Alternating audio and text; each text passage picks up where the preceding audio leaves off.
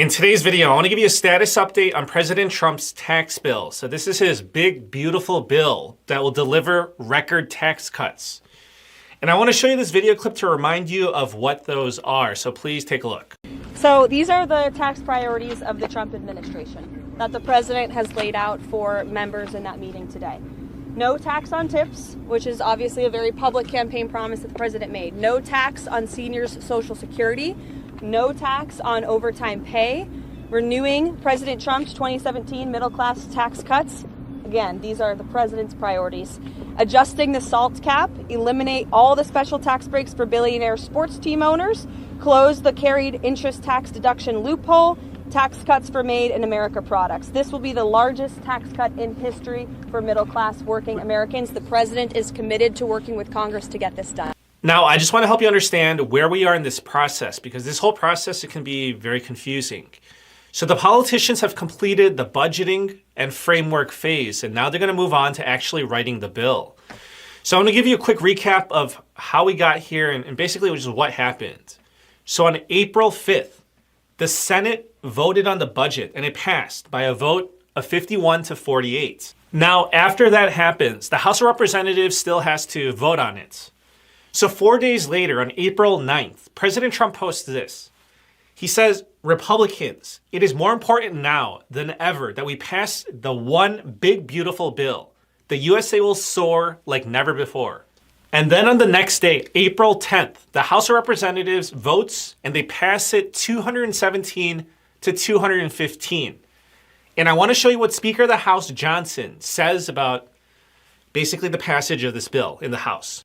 Hey everybody, good to see you all. It was a good day in the House, and I told you not to doubt us. The media always does, the Democrats always do, but we get the job done, and we're really grateful to have had the big victory on the floor just now. It was a big one, a very important one. And then President Trump says this the same day on April 10th. Congratulations to the House on the passage of a bill that sets the stage for one of the greatest and most important signings in the history of our country. Among many other things, it'll be the largest tax and regulations cuts ever even contemplated. Make America great again. Okay, so now the budgets and framework are now set. So now they can move on to actually writing the bill. And here's what they agreed upon. The Trump tax cuts getting renewed. So many of the Trump tax cuts from his previous term, they're expiring at the end of this year, 2025. And of course, the additional tax cuts, those are the ones that you saw at the beginning of this video, the no tax on tips, no tax on Social Security income, no tax on overtime, etc. And also, there's going to be additional funding for border enforcement, so approximately $175 billion. There's going to be additional funding for defense spending, approximately $150 billion.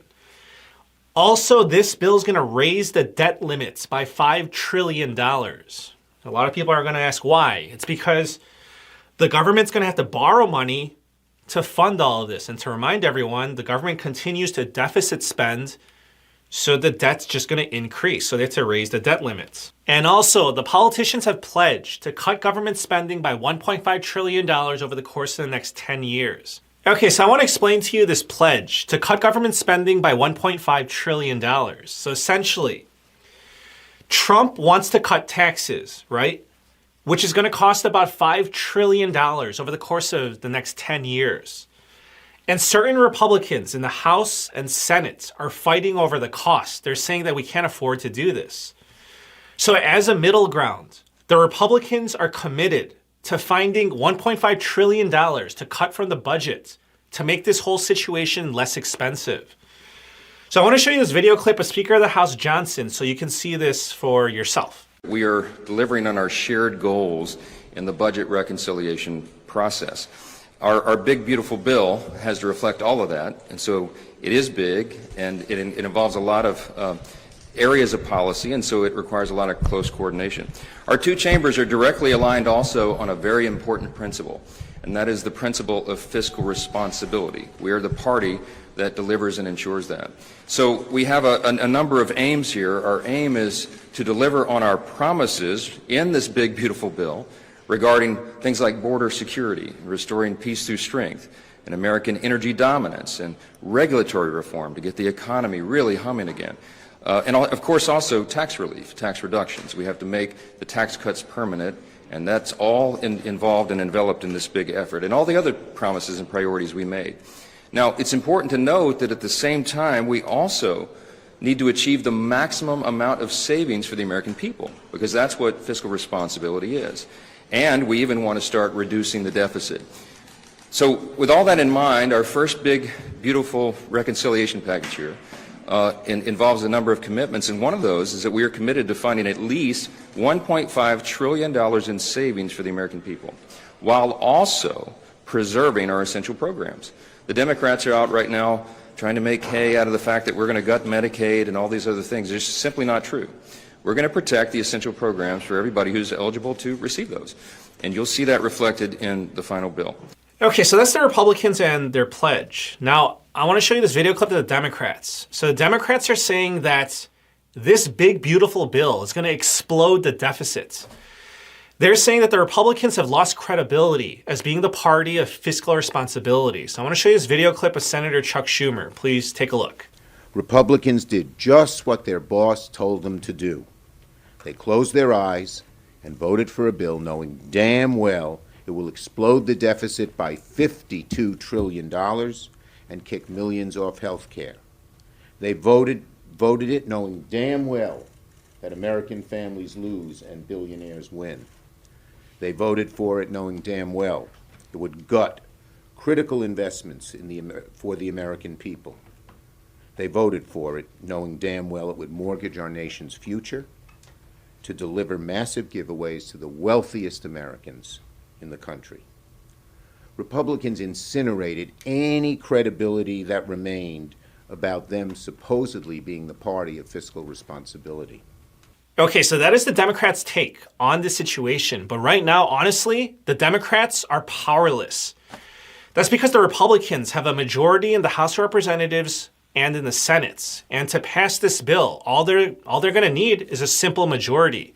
So if the Republicans stick together, then they can pass this bill without a single vote from the Democrats. So normally, they need 60 votes to pass a bill in the Senate. Republicans have 53 seats in the Senate. But they're doing a special procedure known as reconciliation that just requires 51 votes to pass a bill. But the thing is that it's not going to be that easy because some of the Republicans, I'm talking about both in the House and in the Senate, they're saying that this bill is too expensive. So just to get the unity of the simple majority, that's still easier said than done. So I want to give you an example. I'm going to show you this video clip. It's from a Republican. This is a framework for financial collapse of our country is what this is. This is a framework for the biggest deficit increase in the history of Congress. That's what this framework is. There could have been promises to cut spending, but there were not. Now, to reach that $1.5 trillion target, to make the bill less expensive and to satisfy the more conservative, fiscally conservative Republicans, they're going to have to cut Social Security or Medicare or Medicaid. And the Republicans, they're targeting Medicaid. But, okay, so Speaker of the House, Johnson, he's saying that he does not want to cut the benefits of Medicaid. He's saying that he wants to put on work requirements and reduce fraud. So I'll let him do the talking. So see this for yourself. You'll see that. Can you bring some areas of spending cuts you're looking at? Because you said you've been working on this for a while, so you must know where you're going to cut. Yeah, we have big menus of options and items in 11 different committees of jurisdiction, and one of the big ones is energy and commerce because they have such a broad jurisdiction, and that's where you'll be looking at, Medicaid, for example, which is the thing that the Democrats are trying to, frankly, lie to the American people about. No one has talked about cutting one benefit in Medicaid to anyone who's duly owed. What we've talked about is returning work requirements. So, for example, you don't have able-bodied young men on a program that's designed for single mothers and the elderly and disabled. They're draining resources from people who are actually do that. So if you clean that up and shore it up, you save a lot of money and you return the dignity of work to young men who need to be out working instead of playing video games all day. Okay, now to end this, I want to tell you sincerely that I have no idea whether this bill is going to pass or not. This is so far from a sure thing. I can give you more of my opinion once I actually see the bill, once they write it up and I see the details. All I can tell you is that the Democrats, they're not going to help the Republicans. The Democrats are not going to be voting in favor of this bill. This is Trump's big, beautiful bill. The Republicans are doing reconciliation so they can either stay unified and pass this, just the Republicans, or it's going to fail. But please let me know. I look forward to reading your comments. Thank you for the support. I'll keep you updated on all this, and I wish you a very nice day. Take care.